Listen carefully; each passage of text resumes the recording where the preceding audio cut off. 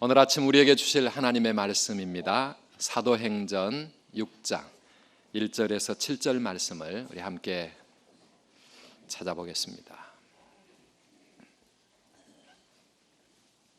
사도행전 6장 1절에서 7절 교독하겠습니다. 그때의 제자가 더 많아졌는데 헬라파 유대인들이 자기의 과부들이 매일의 구제에 빠짐으로 히브리파 사람을 원망하니 12사도가 모든 제자를 불러 이르되 우리가 하나님의 말씀을 제쳐놓고 접대를 일삼는 것이 마땅하지 아니하니 형제들아 너희 가운데에서 성령과 지혜가 충만하여 칭찬받는 사람 7을 택하라. 우리가 이 일을 그들에게 맡기고 우리는 오로지 기도하는 일과 말씀 사역에 힘쓰리라 하니 온 무리가 이 말을 기뻐하여 믿음과 성령이 충만한 사람 스데반과 또 빌립과 브로고로와 니가노르와 디몬과 바메나와 유대교에 입교했던 안디옥 사람 니골라를 택하여 사도들 앞에 세우니 사도들이 기도하고 그들에게 안수하니라. 다 같이 하나님의 말씀이 점점 왕성하여 예루살렘에 있는 제자의 수가 더 심히 많아지고 허다한 제사장의 무리도 이 도에 복종하니라. 아멘. 저희 가정은요, 저희 집사람은 손님을 맞이하겠다 결정할 때부터 당일 때까지 보통 시험거리가 아닐 수 없었습니다. 저야 뭐 주는 대로 먹기만 하면 되는데 아무 생각 없이 그래서 살지만 집사람은 그게 아니었어요. 하루 전까지 메뉴가 왔다 갔다 바뀌고요. 슈퍼마켓이나 식료품 가게에서 재료를 고를 때면 궁리가 이만저만이 아는 것을 보면서 제 마음 가운데 느끼는 필이 있었습니다. 아, 사람이 어떠한 사람들을 손님으로 맞이하기 위해서도 부족하지만 이토록 정성과 준비를 다하는데 하나님께서 우리들을 이 땅에 살아가시기 위해서 얼마나 생각하시고 준비하실까 하는 것이요. 여러분, 하나님이 지금 여러분을 너무너무 사랑하신다. 하나님이 여러분들을 위한 당신의 준비는 완벽하시다라고 하는 그 완벽하심의 사인이 무엇입니까? 선두교회라. 선두교회라. 한번 생각해 보십시오. 1974년 12월에 오늘 이 아침에 우리 각자로 하여금 이 자리에 하나님 앞에 예배하게 하시려고 몇몇 분들의 마음속에 하나님을 향한 그 갈망의 마음을 심어주신 그 하나님의 준비하심이 여러분 놀랍지 않습니까? 39년 시간 동안 그 수많은 믿음의 사람들을 이곳 선두교회로 이끄시어 서로를 격려케 하시고 사랑하게 하심으로 오늘의 선두교회가 있게 하신 그 하나님의 인도하심 여러분 놀랍지 않습니까? 그렇기 때문에 여러분에게 질문을 드립니다. 한번 심사숙고하셔서 마음으로 답해 보시기 바랍니다. 지금 초대교회에서 신앙생활 하시는 게 좀 기쁘십니까? 지금 초대교회에서 믿음 생활 하시는 게 정말 행복하십니까? 지금 초대교회 멤버로 살아가는 것에 대해서 후회가 없으십니까? 만약 아멘 하신다면 그것은 바로 오늘 저와 여러분들을 위하여 하나님께서 39년 전 선두교회를 설립하게 하신 그 하나님의 은혜이심을 여러분들이 잊지 마셔야 돼요. 혹 이 자리에 39년 전에 처음 교회를 개척하면서 기도와 눈물로 개척의 샘을 파신 그 분이 계시다면 여러분 그분들은요 우리를 위한 하나님의 준비하심이요 인도하심이라. 문제는 여기입니다. 미국에서 한인 목회를 하시는 어느 목사님이 이런 얘기를 하는 것을 보았습니다. 그 교회는 1년에 한 번 봄철에 40일 특별 새벽 기도회를 하는데 먼 거리에서 하루도 빠짐없이 참석하시는 집사님이 한 분 계셨습니다. 그것도 보통 거리가 아니고 차로만 2시간 반 걸리는. 목사님께서 격려해 주기 위해서 그분을 앞에 세우고 인터뷰를 했습니다. 집사님, 교회가 너무 멀지 않았나요? 그분이 이렇게 대답을 하셨습니다. 저는 한 번도 교회가 멀다고 생각해 본 적이 없습니다. 그러면서 이렇게 덧붙였습니다. 제 집이 멀었을 뿐입니다. 여러분 정말 기가 막힌 감동을 받았습니다. 교회가 멀다고 생각하는 사람과 내 집이 멀다고 생각하는 그 사람하고는요 믿음에 대한 반응이 다릅니다. 절대 삶에 대한 태도가 같을 수가 없습니다. 말씀드리고자 하는 요지는 이것입니다. 오늘 선두교회가 나를 위한 하나님의 준비하심이요 인도하심을 믿는다면 우리는 그 하나님의 인도하심과 준비하여 주심에 대하여 이제 믿음으로 반응하셔야 되는 거예요. 어떻게 내 믿음으로 응답해야 할 것인지 사도행전 6장, 오늘 함께 보는 이 본문을 통해서 처음교회 예루살렘 교회를 통하여 하나님의 은혜를 나누고자 합니다. 첫 번째는요, 선두교회가 이어가야 할 처음교회의 모습은 구령의 열정이 식지 않은 교회입니다. 오늘 본문 1절은 이런 문장으로 시작을 하죠. 그때의 제자들이 점점 더 많아졌는데, 여기서 그때라는 배경은요, 바로 앞절 5장 42절이 선명합니다. 저희가 날마다 성전에 있든지 집에 있든지 예수는 그리스도라 가르치기와 전도하기를 쉬지 아니하니라. 예루살렘 교인들은요, 그때 쉬지 않고 전도하고 주의 말씀을 가르치는 데 줄을 켰습니다. 이렇게 얘기하니까 예수 믿기 아주 편한 시대였나 보구나 라고 생각할 수 있는데, 사도행전 5장 17절과 18절을 한번 보십시오. 대제사장과 그와 함께 있는 사람 즉 사도개인의 당파가 다 마음에 시기하여 가득하여 일어나서, 18절은 사도들을 잡아다가 옥에 가두었더니, 33절은요 이렇게 또 증거를 합니다. 저희가 듣고 크게 노하여 사도들을 없이 하고자 할세. 40절을 한번 다 같이 합독해 볼까요? 시작. 그들이 옳게 여겨 사도들을 불러들여 채찍질하며 예수의 이름으로 말하는 것을 금하고 놓으니. 여러분, 한마디로 그들은 어려운 핍박과 박해의 악조건 속에서도 뜨겁게 전도하였던 것이죠. 우리는 전도가 무엇이고, 그리스도인이라면 누구나 다 전도해야 함을 압니다. 지금까지 전도라는 말을 한 번도 안 들으신 분 아무도 안 계십니다. 그렇다면 여러분, 왜 전도해야 합니까? 왜 전도해야 할까요? 우리가 전도해야 하는 최고의 이유는 주님의 명령이기 때문입니다. 여러분, 다음의 말씀들의 공통점을 한번 찾아보시길 바랍니다. 마태복음 28장 19절로 20절. 그러므로 너희는 가서 모든 족속으로 제자를 삼아 아버지 아들과 성령의 이름으로 세례를 주고 내가 너에게 분부한 모든 것을 가르쳐주게 하라. 마가복음 16장 15절. 또 가라사대 너희는 온 천하에 다니며 만민에게 복음을 전파하라. 누가복음 24장 46절로 40절. 이어지는 사도행전 1장 8절. 사도행전 1장 8절 한번 합독해 볼까요? 시작. 오직 성령이 너에게 임하시면 너희가 권능을 받고 예루살렘과 온 유대와 사마리아 땅끝까지 이르러 내 증인이 되리라 하시니라. 저희들이 지금 방금 네 구절의 성경 말씀을 보았는데, 이 구절들은 인간의 육신을 입고 오셨던 주님께서 부활하신 뒤 다시 하늘로 올라가시기 직전에 이 땅 위에 남기신 최후의 말씀, 유언의 말씀입니다. 그런데 여러분, 이 예수님의 유언의 말씀에 특징이 있습니다. 어떤 특징이죠? 전도에 대한 명령으로만 이루어진 거라. 복음의 말씀을 전하고 그 말씀을 가르치고 그 말씀의 증인이 되라라는 것이죠.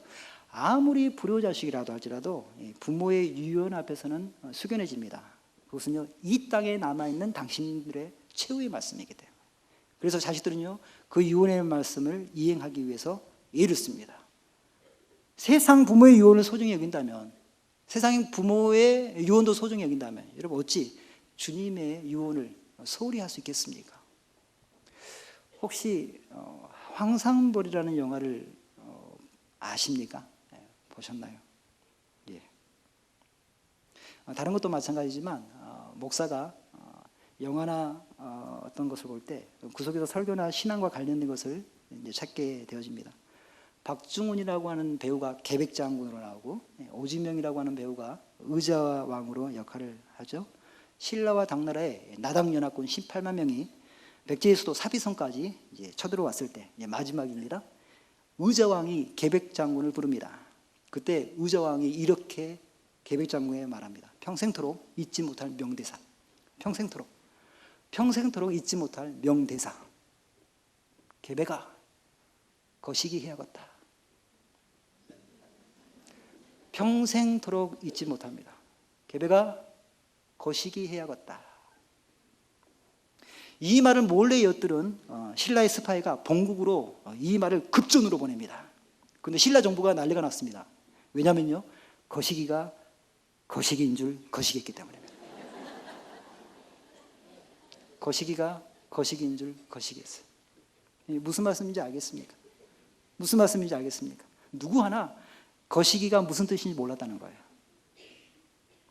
거시기 해야겠다라고 하는 이 의저왕의 짧은 한 대사를 목사로서 평생토록 잊지 못하는 이유가 두 가지가 있습니다.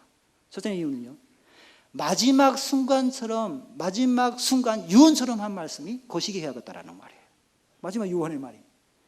둘째는 이 거시기 해야겠다라고 하는 이 말을 계백장군이 알아듣습니다. 이 말을 계백장군이 알아듣습니다. 거시기 해야겠다라는 의저왕의 말에 계백장군이 무엇이라고 했는지 아십니까? 예, 거시기 해볼라요 그랬습니다. 거시기 해야겠다라고 하는 의저왕의 말에 계백장군이 거시기 해볼라요.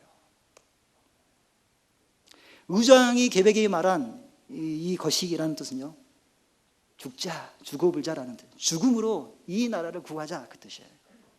계백아, 거시기 하자. 죽자. 나라를 위해 죽자라고 말하지 않았지만 의저왕과 계백은요, 이신전신, 신심상인, 염화미소, 불리문자, 마음과 마음으로 그 뜻을 이미 통하고 있었던 거예요. 놀랍고 놀라운 사실은 이 거시기 해야겠다라고 하는 이 의저왕의 대사가 성경에도 나온다는 사실 아십니까? 그것이 바로 방금 전 저와 여러분들이 봤던 예수님의 마지막 유언 4가지. 마태복음 28장, 마가복음 16장, 사도행전 1장. 이 주님의 마지막 유언의 말씀입니다.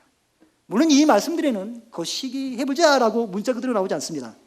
그러나 예수님께서 부활 승천하시는 이 땅에서의 마지막 장면 속에서 우리에게 주신 유언과도 같은 그 주님의 마지막 말씀들은요, 거시기 해보자라는 우정의 마음처럼 우리를 향한 예수님의 간절한 기대, 예수님의 간절한 소원이 구구절절히 묻혀있다는 것이죠. 중요한 것은 이것입니다. 의저왕의 그 말을 계백장군이 알아들었듯이 주님의 제자라고 하는 오늘 살아가는 저와 여러분들, 영적인 거시기 해야겠다라는 주님의 말씀을 여러분 알아듣고 계십니까? 알아듣고 계십니까? 예수님의 마지막 유언의 말씀 속에서 거시기 해볼라요 라고 말하는 계백장군의 그 고백이 여러분들의 고백이 되시길 바랍니다.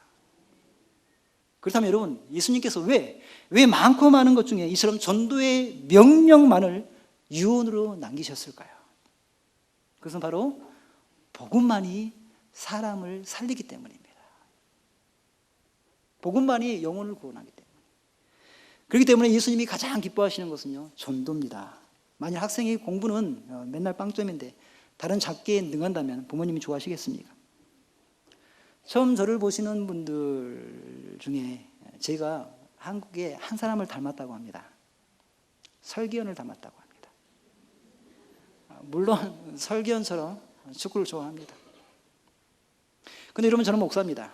목사인 제가 말씀을 묵상하고요, 기도하고 영혼을 사랑하는 것은 뒷전에 두고 축구만 잘한다면 여러분들이 저를 목사라고 생각하겠습니까? 똑같은 이치라. 성도의 주특기는 전도라.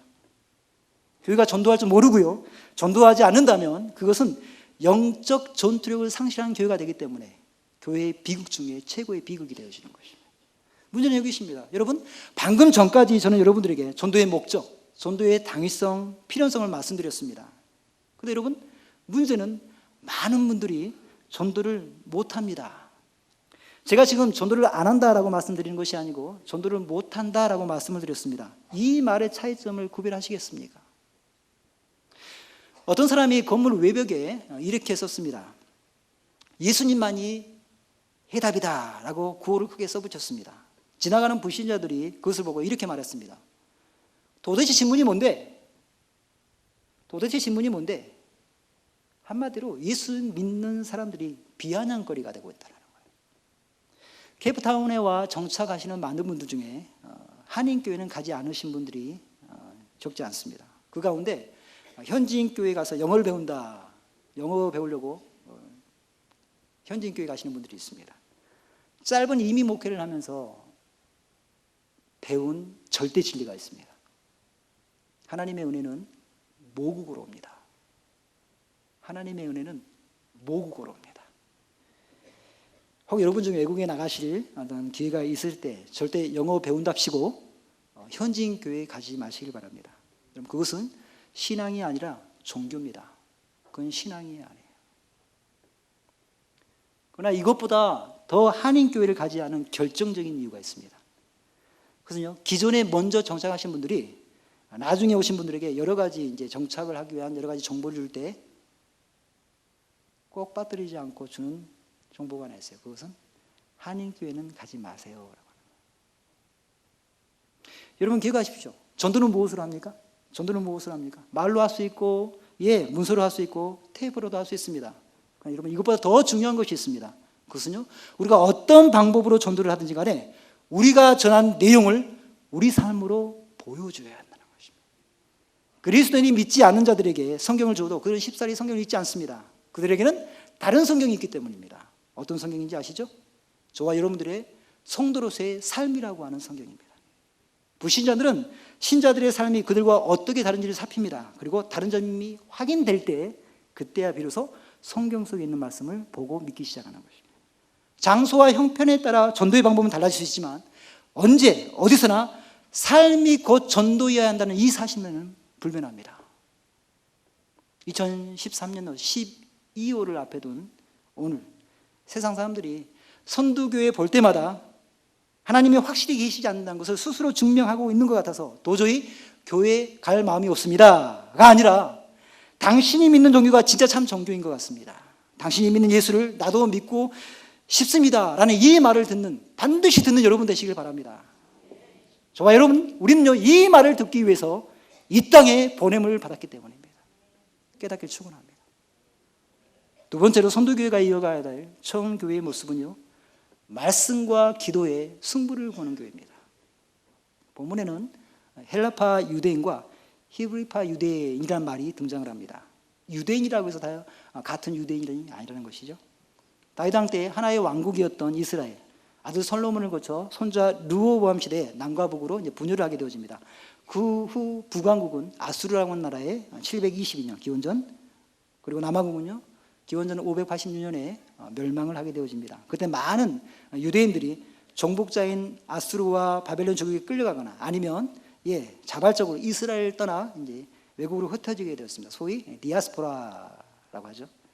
이처럼 해외로 이주한 그 유대인들, 세월이 흘러가면서 자연스럽게 기원전 300년경부터 세계 공용어, 국제 공용어로 사용되었던 헬라어, 즉 그리스도를 모국어로 이제 사용하게 되어졌습니다. 반면에 이스라엘이 멸망함에도 불구하고 팔레스타인을 떠나지 않았던 유대인들, 그들의 고유 언어인 히브리어, 더 정확하게 얘기하면 아람어를 계속 사용하였습니다. 그런데 해외로 이주한 유대인 중에 자신이 죽은 뒤에는 자신의 유골을 예루살렘 땅에 묻기 원하는 자들이 나이 들어서 이스라엘로 귀환하는 경우가 이제 많게 되었습니다. 그리고 그 가운데 복음을 받아들이고 초대교회의 일원이 되신 분들이 적지 않았죠. 말하자면 히브리어를 모국어로 사용하는 유대인과 헬라어를 모국어로 사용하는 디아스포라들이 함께 섞여서 초대교회를 이루어왔습니다. 따라서 그들은요 서로 국내에서만 거주하는 자들을 히브리파 유대인, 해외에서 돌아온 디아스포라들을 헬라파 유대인이라고 불렀습니다. 그런데 헬라파 유대인들 사이에 히브리파 유대인들을 원망하는 그 원망이 일기 시작했습니다. 이유는 교회가 행하는 매일 구제, 일용할 양식을 공개해 준 이 대상에서 헬라파 유대인들의 가부가 제되기 시작했기 때문입니다. 디아스포라 출신의 헬라파 유대인들, 그 가운데 일가 친척이 없는 그런 과부들도 많이 있었는데 그들은 누군가의 도움이 절실했는데 교회는 매일 구제와 봉사를 행할 때 이 헬라파 과부들에 대해서 관심이 없었던 것이죠. 바꾸어 말하면은 교회의 구제와 봉사, 가난한 히브리파 유대인들에게만 국한되어서 행해지고 있었다라는 것입니다. 그 결과 헬라파 유대인 사이에 히브리파 유대인을 향한 원망이 시작이 되었습니다. 표면상으로는 지자의 수가 점점 더 불어나는 큰 부흥을 맛보고 있었습니다. 많은 그리스도인이 모이는 세력 있는 교회로 처음 교회가 발돋움하고 있었습니다. 그런데 영적인 면에서 커다란 위기에 봉착하게 되었습니다. 이에 사도들이 모였습니다. 놀라운 사실은요, 여러분 2절을 한번 보십시오. 2절을 다 같이 한번 합독합니다. 시작. 열두 사도가 모든 제자를 이끌고 우리가 하나님의 말씀을 제쳐놓고 공개를 일삼는 것이 마땅치 아니하니. 여러분 사도들이 이 위기를 어떻게 진단합니까? 사도들이 이 위기를 어떻게 진단합니까? 지금 문제는 열심히 구제하고 봉사함에도 불평의 소리가 끊이지 않는 것이기 때문에 보다 공정하고 효과적인 구제 방안에 대해서 토론해야 되는 거 아니겠습니까? 소외되는 사람이 생겼기에 불평하는 헬라파 가부들의 목소리를 기울일 수 있는 그래서 그들을 설득할 수 있는 어떤 책임자를 세우는 것이 더 중요한 것이 아닙니까? 놀랍게도 사도들은 이렇게 말합니다. 말씀을 제쳐놓고 공개를 일삼는 것이 마땅치 아니하니. 여러분, 이 말은 도저히 납득할 수 없는 말입니다. 왜요? 당시 초대교회는 매일 복음을 전하느로 복음의 뜨거운 교회였습니다. 정기적인 예배 그대로 드리고 있었습니다. 제자들은 전과 다름없이 그리스도의 복음을 전했고요, 말씀으로 성도들을 철저히 가르쳤습니다. 그런데 지금 사도들은 자신들의 사역과 교회의 상태에 대한 평가를 내리기 위해 우리는 말씀을 제쳐놓고 있다라고 하는 것이었습니다. 여기서 말씀이라고 하는 것은요, 밖으로 전파되어지는 복음, 그리고 안으로 교육되어지는 하나님의 말씀, 이 두 가지 뜻을 갖고 있는 거예요. 구제를 하면서도 여전히 예수의 이름이 선포되었고요, 가부들을 공개하는 사도들이 거기에 관여하면서도 하나님의 말씀은 여전히 힘있게 전거되어지고 있었습니다. 외면적으로는 튼튼한 말씀 중심의 교회가 처음 교회였습니다. 집회 횟수가 줄어든 것이 아닙니다. 가르침을 받는 시간이 없어진 것이 아닙니다. 전도 계획에 중대한 차질이 빚어진 거 아니었습니다. 그러나 그럼에도 불구하고 불평등한 구제로 말미암는 이 원망과 불평의 원인을 이렇게 말합니다. 우리가 말씀을 제쳐놓고. 사도들은 문제의 시발을 영적인 상태를 점검하는 것에서부터 시작했다는 것입니다. 그럼 이것이 영적인 안목이라. 우리 선도교회가 제대로 된 교회, 교회다운 교회로 제대로 하나님의 역할, 교회 역할을 감당할 때 가장 중요한 것은요, 현실 너머에 계시는 주님을 볼 줄 아는 것이에요. 보이지 않는 것을 볼 줄 아는 영안이 열리셔야 됩니다.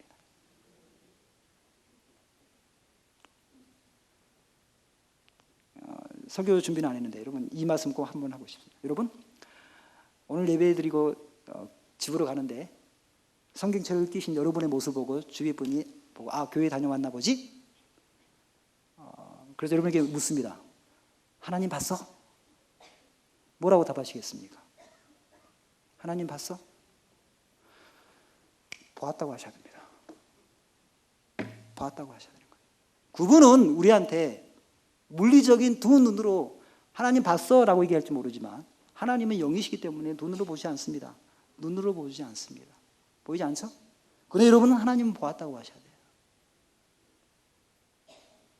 어떻게 해요?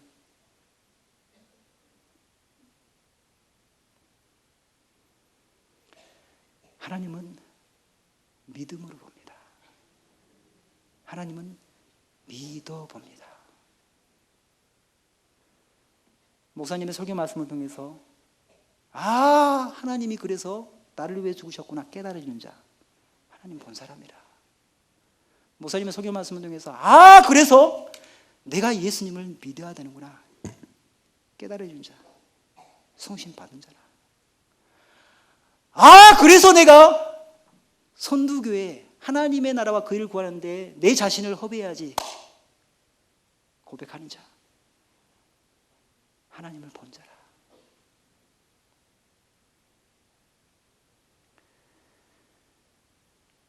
여러분, 영적인 안목, 믿음의 눈이 열리셔야 돼요. 혹 주위의 친구들이 여러분들에게 여러분의 주업이 무엇입니까? 여러분의 주업이 무엇입니까? 라고 물으신다면 무엇이라고 답하시겠습니까? 질문을 받고 말씀드립니다. 다시 한번요. 왜 이 세상을 사십니까? 라고 주위의 친구분들, 여러분들에게 질문하면 무엇이라고 대답하시겠습니까? 다음 말씀 한번 보실까요? 요한복음 6장 29절입니다. 요한복음 6장 29절이 이렇게 증거를 합니다. 요한복음, 사도행전이 아니고 요한복음인데 다 같이 한번 합독해 볼까요? 시작. 하나님의 보내신 자를 믿는 것이 하나님의 일이니라. 하나님의 일은 예수 그리스도를 믿는 것입니다. 우리의 주업은 예수 그리스도를 잘 믿는 것입니다. 우리가 이 세상을 사는 이유는 예수 그리스도를 믿기 위하여 사는 것입니다.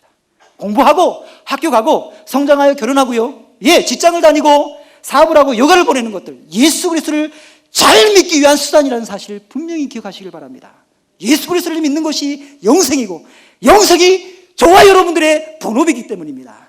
오래오래 하나님을 섬기기 위해 지음받은 자가 아담이기 때문입니다. 오래오래 하나님을 잘 섬기도록 지음받은 존재가 아담이기 때문입니다. 여러분, 그렇기 때문에 누가 교회의 일꾼입니까? 믿음이 좋은 사람이라. 예수 그리스도를 잘 믿는 사람 치고 주일 성수 안 하는 사람 없죠? 예수 그리스도를 잘 믿는 사람 치고 시간과 물질과 헌신을 드리지 않는 사람 없습니다. 그래서 예수 잘 믿는 사람은요, 내 집 안방에서부터 말씀이 시작됨을 나의 삶으로 증거하고자 힘이 지나도록 피 흘리기까지 싸우는 것입니다. 믿음이 이런 일을 하게 하시기 때문에. 여러분, 이것을 믿는 자, 현실 너머에 계신 주님을 보는 자라. 이것이 깨달아지는 자, 성심 받은 자라. 이것이 믿고 깨달은 자, 보이지 않는 것을 보는 영적인 안목, 믿음의 눈이 열려있는 겁니다. 여러분, 그러나 오늘 이 시대에 많은 신자들이 격가지의 승부를 겁니다. 행복, 건강, 물질, 중요합니다. 그런데 여기에 보이는 것에 승부를 겁니다. 그래서 오늘 이 시대 교회의 최대적으로 뭐라고 합니까? 교회의 세속화. 세속화라는 것은 세상 논리를 성경보다 더 우선에 두는 것, 세상의 합리성으로 성경의 초월성을 대신하는 것, 하나님의 뜻보다 처세수를 훨씬 더 귀하게 여기는 것. 여러분, 분명히 기억하십시오. 교회는 하나님의 신비가 선포되어지는 것입니다. 교회는 십자가의 논리가 토해지는 것입니다. 교회는 하나님의 심판이 외쳐지는 것입니다. 초월적 신비를 볼 줄 아는 여러분 되시길 바랍니다. 중요한 것은 이 다음입니다. 여러분, 다 같이 본문 4절을 한번 보실까요? 4절을 합독합니다. 시작. 우리는 기도하는 것과 말씀 전하는 것을 전무하리라. 전 교회의 영적인 이유와 문제를 수습하기 위해서 사도들이 내린 방안은요, 7 집사를 선출하는 것이었습니다. 사도들이 7 집사를 선출한 건 말씀을 제쳐두지 않고 말씀을 온전히 봉사하기 위함이었습니다. 그런데 놀라운 사실은 막상 7 집사를 선택하고 난 다음에는 사도들의 말이 달라집니다. 어떻게 달라지죠? 우리는 기도하는 것과 말씀 전하는 것을 전무하리라. 말씀 전하는 것 외에 한 가지가 더 추가되어집니다. 바로 기도하는 것입니다. 이 4절을 통하여서 우리는 아주 중요한 하늘의 진리 2가지를 보게 되어집니다. 첫 번째는요, 하나님의 교회를 다루시는 방법이 무엇인지를 알게 되어집니다. 여러분, 큰 부흥과 능력에 찬 예루살렘 교회가 갑자기 영적인 위기에 처한 것을 보면서 사도들이 택한 해답이 무엇이죠? 이것이죠. 기도하는 것과 말씀 전하는 것에 전무하리라. 에게게. 기도와 말씀? 누가 모릅니까? 번데기 번쩍. 기도와 말씀. 에게게. 누가 몰라요? 근데 여러분, 절대 잊지 마십시오. 시대는 흐르고 역사는 바뀌어도 하나님께서 교회를 다루시는 당신의 방법은 항상 동일합니다. 하나님의 말씀과 기도와 성령을 통해서 교회를 능력 있게 하신다는 거예요. 앞으로 40주년, 50주년, 60주년 우리 선도교회가 앞으로 하나님의 나라와 그 일을 구하는데 힘있게 정말 수정 들 텐데 뜻하지 않은 영적인 어려움 혹 있을 수 있습니다. 여러분, 시대는 바뀌고 역사는 갈려도 교회가 직면한 영적인 위기의 유형은 항상 동일합니다. 마찬가지 인간의 풍조가 변하고요, 기독교에 대한 세상의 인식이 바뀌어도 하나님께서 영적인 위기에 찬, 영적인 위기에 직면한 그 교회를 다루시는 당신의 방법은 항상 같습니다. 바로 말씀과 기도라. 말씀과 기도라는 이 예루살렘 교회의 승리의 함성이 여러분들의 승리의 노래가 되시길 간절히 소망합니다. 또 한 가지는요, 하나님의 말씀을 통해 영향을 받는 것이 기도와 얼마나 밀접한 연관을 맺고 있는지를 알게 해줍니다. 다시 한번요. 하나님의 말씀을 통해 영향을 받는 것, 하나님의 말씀을 통해 영향을 받는 것이 기도와 얼마나 밀접한 연관을 갖고 있는가. 여러분, 라면과 참기름에 관한 고전적인 얘기를 잘 아시죠? 라면과 참기름은 참 친한 사이였습니다. 그런데 어느 날 참기름과 라면이 엄청 싸웠습니다. 그런데 경찰이 라면만 잡아가는 것이었습니다. 왜요? 참기름이 고소해서. 그런데 다음 날 참기름마저 잡혀갔습니다. 왜요? 라면이 불어서.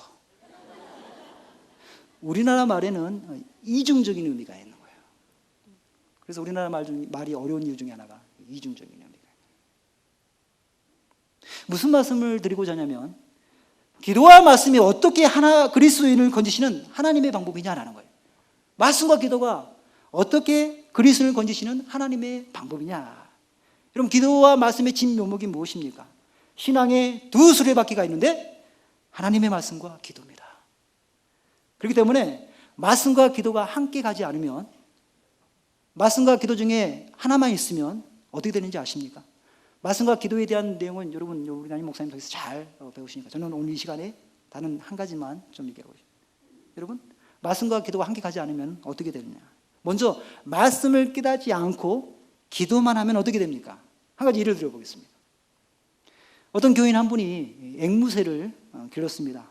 앵무새 기른 동기가 뭐냐면은 당신 교회 목사님이 앵무새를 기른다고 하니까 덩달아서 앵무새를 하나 기를까 했습니다.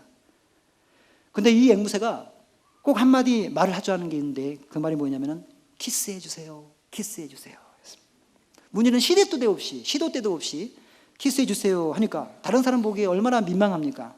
목사님께 전화를 걸어서 상담을 했습니다. 목사님, 듣자니까 목사님 앵무새는 경건 훈련이 잘 되어 있다고 하는데 제 앵무새를 보낼 테니까 훈련을 좀 잘 시켜주세요 했습니다. 다음날 이 교인의 앵무새를 목사님 앵무새 3장에 같이 놓습니다. 이 목사님의 앵무새도요, 꼭 한마디 할 줄 아는 게 있었는데 그게 뭐냐면 다 같이 기도합시다 였습니다. 그래서 3장에 이제 같이 넣으니까 목사님 앵무새가 그 교인 앵무새가 반가워서 인사를 했습니다. 어떻게? 다 같이 기도합시다. 그랬더니 교인 앵무새가 키스해 주세요 그런 것이었어요. 근데 갑자기 목사님 앵무새가 전혀 하지 않았던 한 단어를 구사했어요. 그게 뭐냐면은 주님께서 드디어 내 기도에 응답해 주셨다. 여러분, 이 얘기가 무엇을 말하고자 하는지 그 의미를 이해하시겠습니까? 우리가 기도할 때 하나님의 말씀이 없으면, 교인집 앵무새처럼 의미 없는 말을 늘 중언부언하거나 목사님 집 앵무새처럼 기도가 이기적이 되십니다. 기도가 이기적이 되죠. 우리가 기도하는 것도 중요합니다. 그러나 무엇을 기도하느냐가 더 중요한 거라. 반대로요, 기도하지 않고 말씀만 보면 어떻게 됩니까? 기도는 마음으로부터 우러나오는 그 바람을 하나님께 간구하는 것입니다. 그렇기 때문에 기도하지 않고 말씀의 은혜에서만 살아가려고 하는 그 사람들의 마음에는요, 하나님을 갈망하고 하나님의 성품을 느낄 수 있는 그런 은혜의 샘이 고갈되어 있어요. 말라고 있습니다. 마치 씨앗을 심었는데 물을 주지 않는 것과 같다는 것이죠. 여러분, 물이 없기 때문에 어떻게 되죠? 성장도 어떤 열매도 기대할 수가 없는 것입니다. 그렇기 때문에 말씀만 보고 기도하지 않은 사람들에게는 살아있는 야성적인 모습, 물을 거슬러 올라가는 그런 역동적인, 정말 그 씨앗이 지면을 뚫고 나오는 그 역동적인 그런 신앙의 맛을 보지를 못하는 거라. 말씀의 뿌리를 깊이 내리고요, 날마다 기도할 때 그 신앙과 인격이 무럭무럭 자라는 것입니다. 성경을 기록하신 분도 성령님이시라. 우리로 하여금 하나님 앞에 간절히 간구하게 하신 분도 성령 하나님이시기 때문에, 그 때문에 성경을 기록한 저자이신 성령님께서 저와 여러분의 마음에 오셔서 말씀으로 인해 기도할 수 있도록 감화시키시고 힘을 주시는 것입니다. 우리가 하나님의 말씀을 깨달을 때마다 기도의 향로에는 불이 당겨지고요, 그 향연으로 하나님의 보좌에 이르게 되어지는 것입니다. 누구도 이 은혜의 방편으로부터 받는 하나님과의 교제 없이는 승리하는 삶을 살 수가 없는 것입니다. 한 해의 끝자락에 있는 우리 선두교회가 더 붙잡아야 될 하나님 우리에게 주신 깃발, 이것이 신앙은 종합적이고 유기적이고 인격적입니다. 기억하십시오. 우리의 신앙생활은 말씀의 세계와 기도의 세계라고 하는 이 두 수레바퀴에서 힘있게 굴러간다. 말씀을 맺습니다. 교회 설립 40주년을 바라보면서 다시금 신앙의 옷깃을 여미는 선두의 권속 여러분, 지금은 어떤지 모르겠는데 한때 한국에서 많이 곽광을 받았던 게 하나 있습니다. 그건 뭐냐면 분재라고 하는 것이었어요. 원래 일본 사람들이 개발한 거 아닙니까? 일본말로 본사이라고 하죠. 큰 나무를 작게 하여 화분에 가꾸는 기술입니다. 여러분 신기하지 않습니까? 어떻게 그처럼 자꾸 그런 나무를 자라지 못하게 하여 난징이 나무로 만들 수 있는가? 그 방법은요, 나무의 큰 뿌리는 잘라내고 잔뿌리만 내리게 한다는 것이에요. 여러분 이것은요, 영적인 세계도 똑같습니다. 우리의 신앙이 자라지 못하는 이유, 교회가 성장하지 못하는 것도 마찬가지라는 거예요. 전도와 기도와 말씀에 큰 뿌리를 내리지 못하게 하고, 세상 활동에만 잔뿌리를 내리게 하니까 신앙의 성장이 전혀 없는 거라. 반면에 중국의 대나무 아시지요? 뿌리를 내리는데 4년이 걸립니다. 5년째가 되면 1년 사이에 20m가 자랍니다. 그만큼 기초, 뿌리가 중요하다는 것입니다. 믿으십니까? 믿으십니까? 그렇다면 오늘 본문 5절을 보십시오. 5절을 보십시오. 처음 교회 예루살렘 교회가 영적인 위기를 극복하고요, 하나님의 역사를 이룰 수 있었던 것, 하나님께서 영적인 이 위기에 빠진 교회를 살리시기 위한 그 예비하신 하나님의 방법을 사도들이 바르게 택했기 때문이었습니다. 그러나 이것만큼 중요한 것이 있었습니다. 바로 사도들의 이 같은 선택을 온 성도들이 따라주지 않았다면 교회의 위기는 한층 더 심각한 양상으로 오래 더 머물러 있었을 것입니다. 성경은 분명히 말합니다. 5절 초반절, 온 무리가 이 말을 기뻐하여, 온 무리가 이 말을 기뻐하여. 교회가 영적인 문제나 위기를 극복하는 데 있어서 성도들의 영적인 분별력 있는 반응이 얼마나 중요한지를 보여주는 거예요. 교회에 몸담는 성도들의 성숙한 반응은 교회로 하여금 할 수 없는 것을 하게 하기 때문입니다. 어두운 영적인 위기 속에 흔들리던 이 예루살렘 교회가 승리의 함성으로 다시 한번 흑암의 빗장을 무너뜨리는 모습, 여러분 분명히 보시길 바랍니다. 영적인 위기를 극복한 처음 교회의 형편에 대해서 성경이 이렇게 증거합니다. 7절입니다. 다 같이 한번 7절을 합독해 볼까요? 시작. 하나님의 말씀이 점점 왕성하여 예루살렘에 있는 제자의 수가 더 심히 많아지고 허다한 제사장의 무리도 이 도에 복종하니라. 여러분, 교회는요, 자신의 영적인 도전 앞에 바르게 반응하기 위해서 기도와 말씀 전하는 것을 택했지만 하나님께서는 그 교회에 말씀의 흥함함을 주시는 것으로만 끝나지 않고, 급기야 사도들을 핍박했던 허다한 제사장들까지 그리스도인으로 만들어버리는 놀라운 역사를 펼쳐주시는 거예요. 이 모든 이들은 하나님이 친히 하셨습니다. 그러나 우리 하나님은 사도들의 예리한 통찰력을 사용하십니다. 더불어 성도들의 성숙하고 신앙적인 반응을 통해서 이 위대한 일을 이루어 가셨던 것이다. 처음 교회 예루살렘 교회의 그 놀라운 은혜의 현장은, 그 은혜를 뒤따라가기를 원하는 저와 여러분들, 전도와 말씀과 기도에 이전보다 더 힘있게 전심전력하심으로 세상이 감당치 못할 믿음의 행전을 힘있게 써가는 선두의 권수들 되시길 주님의 이름으로 간절히 축원합니다.